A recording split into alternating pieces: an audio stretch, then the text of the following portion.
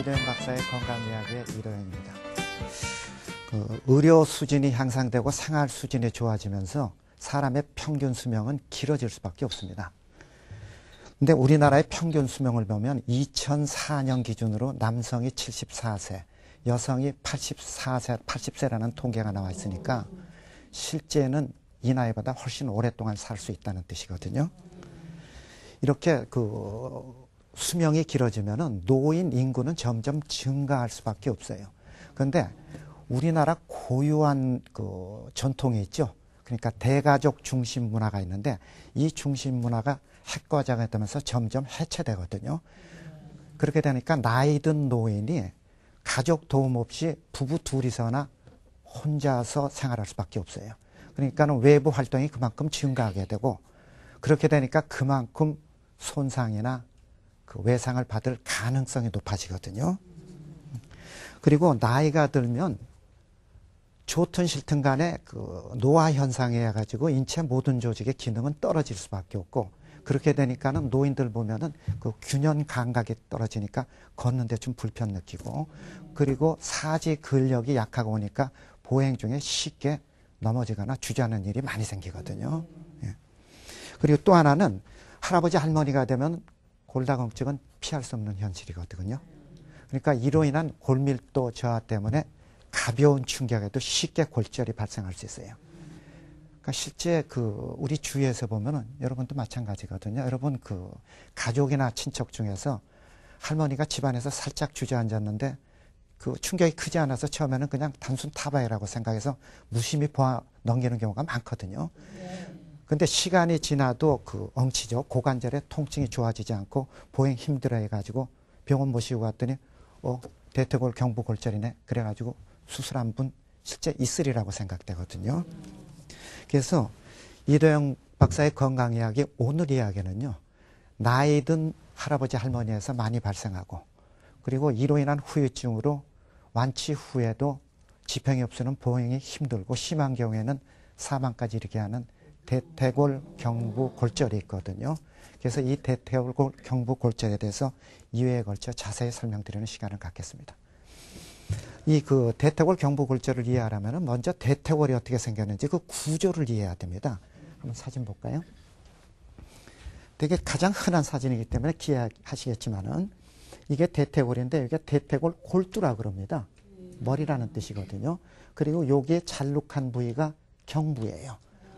그러니까는 목이라는 뜻입니다. 그러니까 대퇴골 경부골절이라는 거는 이 목이 잘룩한 허리가 부러진다는 뜻이거든요.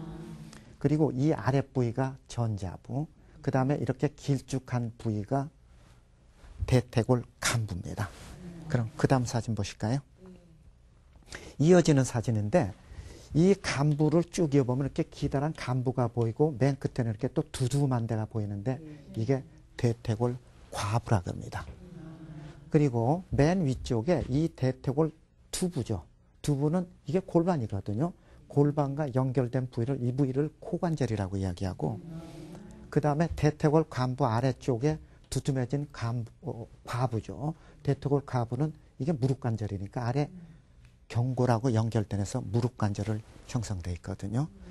자, 그러면은 우리가 고관절 또 엉치관절이라고 얘기하잖아요. 그러니까 고관절, 엉치관절이라고 얘기하는 부위는 지금 설명드린 대로 이 골반하고 대퇴골 골두하고 연결되는 부위를 이야기합니다.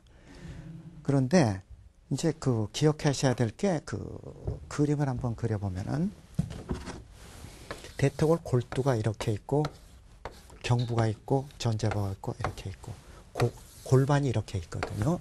골반이 여기 있는데 이 부위는 다른 부위의 관절하고 똑같이 관절막으로 덮여 있습니다. 이게 관절막으로 덮여 있는데 이 관절막은 대퇴골 경부까지 덮여 있거든요. 그리고 이 위에 다른 부위 간부죠. 전자발의 간부는 골외막이라는 조직으로 덮여 있어요. 그런데 이 골외막의 특성이 뭐냐면은 우리가 골절이 발생하면은 이런 대퇴골이 간부가 이렇게 뼈가 부러지면은 이렇게 부러지잖아요. 그런데 뼈가 부러질 때 치유되는 과정이 반드시 골진이 형성이 됩니다. 뼈가 이렇게 두둠해서 붙잖아요. 이렇게 해서 뼈가 붙게 되는데 이 골진이 바로 골외막에서 만들어집니다. 그러니까 골외막은 골절을 치유하는데 골진을 만들어주기 때문에 아주 중요한 역할을 하고 있거든요. 자, 그러면은 만약 골절이 발생했을 때 어떤 뼈에 그러면 어떤 과정을 거쳐서 치유되는지 그 과정을 또 이해해야 되거든요. 그 인체의 모든 뼈는 혈관이 통해 있어요. 그래서 그 혈관을 통해서 산소하고 영양분을 공급받아야지만은 생존이 가능합니다. 그러니까는 만약에 몸속에 있지만은 어떤 원인에 의해서 산소하고 영양분의 공급이 차단되면은 그 조직은 죽어버릴 수밖에 없습니다. 그래서 만약에 어떤 부위에 골절이 발생하면은 그 골절 치유를 위해서 산소하고 영양분의 공급이 평소에 생존을 위한 것보다 더 많은 양이 필요하게 됩니다. 그런데 그 일반 뼈는 대퇴골을 예를 들어 보면은 그림이 좀 불완전하지만은 한 개의 혈관이 아니라 이렇게 여러 개의 혈관에 의해서 산소하고 영양분을 공급받아요. 그 공급받기 때문에 만약에 어떤 부위에 골절이 발생했더라도 평소에 생존에 필요한 산소와 영양분보다 훨씬 더 많은 산소와 영양분이 필요하더라도 이 여러 개의 혈관에서 공급해 주니까는 합동 문제가 발생하지 않는데 그 어떤 특정 부위가 몇 군데가 있습니다. 그 특정 부위는 여러 개의 혈관이 아니라 단지 한 개 내지 두 개의 혈관에 의해서 산소와 영양분을 공급받고 있거든요. 그러면 다음 그림 한번 보실까요? 이게 대퇴골 경부의 그 혈관 구조의 모습입니다. 그러니까는 저런 부위하고 달라가지고 혈관이 경부의 아래쪽 전자부 쪽에만 이런 혈관이 통과하고 있거든요. 그러니까 만일 대퇴골 경부라는 게 바로 이 부위니까 여기에서 골절이 발생하게 되면은 이 대퇴골 골두 쪽으로 가는 부위에는 산소하고 영양분의 공급이 원활할 수가 없어요. 여기가 잘라지니까는 피가 안 통하게 되잖아요. 그러니까는 골절 치유에 필요한 산소하고 영양분의 공급이 원활하지 못하게 되고 그렇게 되니까는 골절 치유가 문제가 되겠죠. 그리고 또 심한 경우에는 이 골절이 일어나면서 아예 이 혈관이 다 차단이 되는 수가 있거든요. 그렇게 차단이 돼버리면은 어떻게 되겠습니까? 골절 치유의 문제를 떠나서 치유가 되는 것, 되고 안 되고를 떠나서 더 심해지니까 아예 여기 부위는 피가 안 통하니까는 어떻게 되겠습니까? 뼈가 아주 서서히 죽어가는 무혈성 괴사라 그러거든요. 무혈성 괴사에 빠지게 됩니다. 무혈성 괴사라는 건 이름 그대로입니다. 무혈이라는 게 피가 안 통한다는 뜻이고 괴사라는 거는 죽는다는 뜻이거든요. 그러니까 무혈성 괴사에 빠지게 되거든요. 그리고 또 하나 그 대퇴골 이 경부하고 대퇴골두는 조금 전에 금방 설명드렸죠. 골외막이 있고 죄송합니다. 골막으로 덮여 있고 관절막이죠. 그리고 여기는 이부에는 골외막이 있지만 이부에는 골외막이 존재하지 않는다고 설명드렸거든요. 그러니까 골외막이 존재하지 않으니까는 이부에 골절이 발생하면은 그 골절 치유에 필요한 골진이 형성이 안 됩니다. 그렇잖아요. 그러니까 또 골절 치유가 쉽지가 않아요. 골절 치유가. 그리고 또 세 번째로는 이 관절막 안에는 관절을 원활하게 움직이게 해줘서 관절 활액이라는 이렇게 끈적끈적한 아주 소량의 액체가 있는데 골절이 발생하면은 그 관절 활액이 골절 치유를 지연시키는 역할을 하게 됩니다. 그러니까는 그 대퇴골 경부는 그러니까는 혈관 구조가 다른 부위하고 또 달라요. 그렇죠? 그리고 골외막이 없어요. 그리고 또 골절이 발생하면은 관절 활액이 또 나쁜 영향을 미쳐요. 그래서 그 이부에 골절이 발생하면 골절 치유가 쉽지 않고 심한 경우에는 좀 전에 설명드린 대로 혈액순환 장애 가지고 뼈가 죽어가는 그 무혈성 괴사에 빠질 수도 있다는 뜻입니다. 그 사람 수명이 길어지면은 그 골다공증은 피할 수 없죠.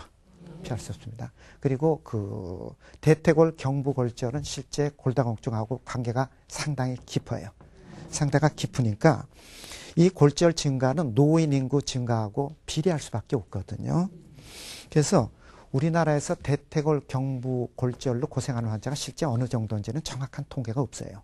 근데 미국 통계를 보면은 매년 25만 명 정도 환자가 새로 발생하고 그 환자는 점점 증가하고 있다고 합니다. 근데 아주 심각한 문제는 뭐냐면은 노인 인구 증가함과 더불어서 이 골절 환자가 증가하는 문제도 있지만 이 대퇴골 경부 골절이 발생하면 골절 발생 후에 1년 이내 사망할 확률이 30% 정도로 아주 높습니다. 상당히 높아요. 그리고 또 하나는 골절 이전에는 좀 불편하지만 그런 대로 좀 그렇게 움직이고 활동이 가능했던 분도 골절 후에는 치료를 제대로 하셨다 하더라도 제대로 걷지 못하고 지팽에 의지해서 생활하는 사람이 많습니다. 그리고 아주 심한 경우에는 아예 침대에서 누워서 생활하는 분도 상당히 많아지거든요. 이런 문제점이 좀 발생하게 됩니다. 그런데 그러면은 어떤 경우에 대퇴골 경부골절이 주로 발생하냐? 그건 또 한번 또 살펴봐야 되거든요. 그러니까 이 골절은 정상적인 골저직을 가지고 있는 젊은 사람, 그러니까 뼈가 튼튼한 사람이죠. 그런 사람의 경우는 거의 발생 안 합니다. 그러니까 골다공증이 어느 정도 진행된 70대 이후에 노인에서 많이 발생하고 남성보다는 여성한테서 많거든요. 그 이유는 간단하죠. 여성이 남성보다 평균 수명이 훨씬 길고 그 다음에 남성보다는 여성이 골다공증이 더 많잖아요. 그렇죠? 그리고 또 이 대퇴골 경부골절은 이런 골다공증하고 관계가 있기 때문에 큰 외상보다는 가벼운 충격으로 발생하는 일이 더 많습니다. 그러니까는 나이 들어서 노인이 되면은 좋든 싫든 노화 현상에서 인체 모든 조직은 그 기능이 떨어질 수밖에 없고 이로 인해서 사지 근력 약화, 균형 감각 저하 때문에 보행 중에 자꾸 넘어지거나 주저앉는 일이 많다고 좀 전에 설명드렸잖아요. 그러니까는 이렇게 가볍게 걷다가 주저앉거나 넘어지는 정도의 이런 충격으로 실제로 골절이 발생했으라고는 사람들이 상상이 잘 못합니다. 그러니까 실제 골절이 발생했더라도 대부분의 사람은 단순 타박이라고 생각해서 무심히 보아 넘기는 경우가 많습니다. 그러니까 특히 골절이 심하지 않은 아주 미세하게 실금만간 아주 단순한 선상골절인 경우에는 이런 경우가 더 심하거든요. 그래서 골절이 발생했더라도 골절이 발생한 후에 상당히 시간이 경과하거나 안 그러면은 골절 부위가 이렇게 삐뚤어지거나 퉁그러져 가지고 통증 때문에 꼼짝 못할 정도가 돼서야 대개 병원 찾게 돼요. 그러니까는 치료 기간이 늦어진다는 뜻입니다. 네. 자, 지금까지 대퇴골 경부골절의 문제점 그리고 발생 원인 여기에 대해서 주로 설명드렸습니다. 대퇴부 경부골절이요. 나이 드신 분한테 많이 나타난다고 하셨는데 젊은 사람한테도 나타나나요? 예, 그러니까는 일반적인 골절은 의학적으로 설명할 때 에너지로 설명합니다. 에너지로. 무슨 소리냐면은 하이 에너지 손상, 로 에너지 손상 이런 단어를 쓰거든요.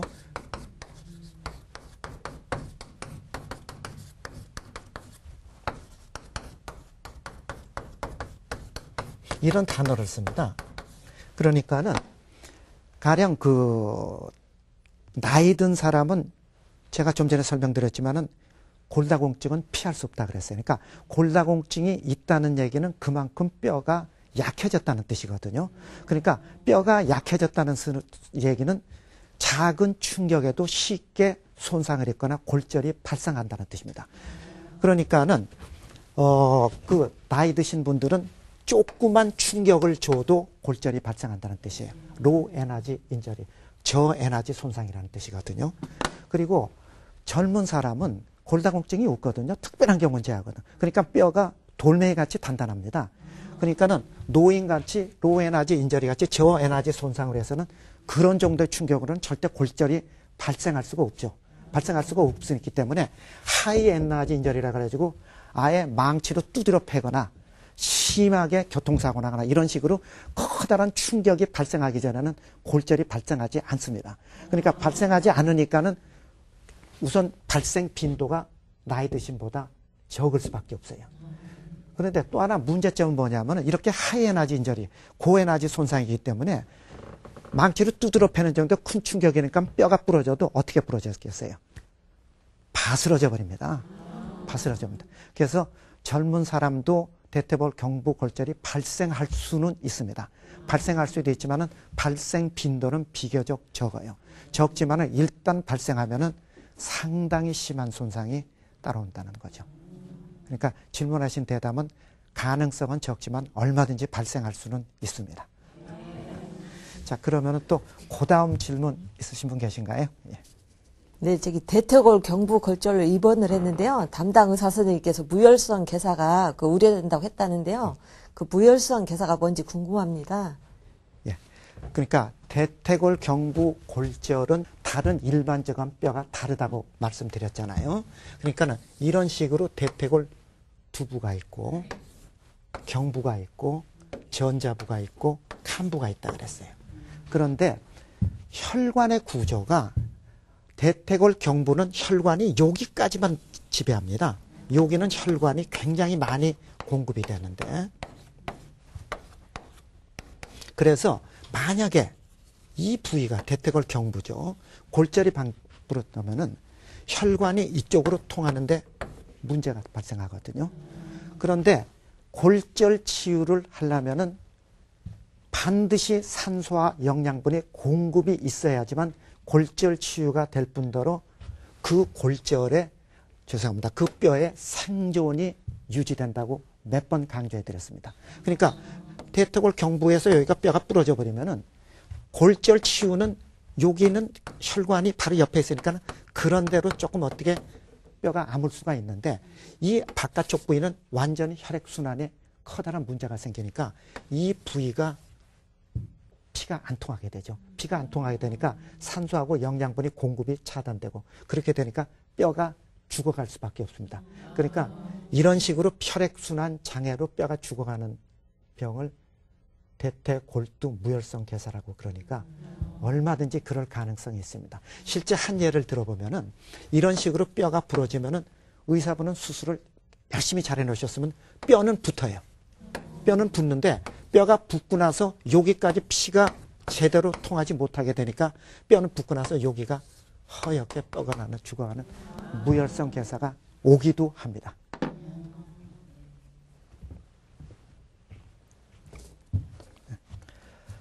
이러영 박사의 건강 이야기, 오늘은 대퇴골 경부골절의 문제점 그리고 발생 원인에 대해서 설명드리는 시간이었습니다. 그 다음 시간에는 대퇴골 경부골절의 증상, 진단, 그리고 그 치료하고 후유증에 대해서 설명드리는 시간입니다. 여러분, 다음 그 시간까지 안녕히 계십시오.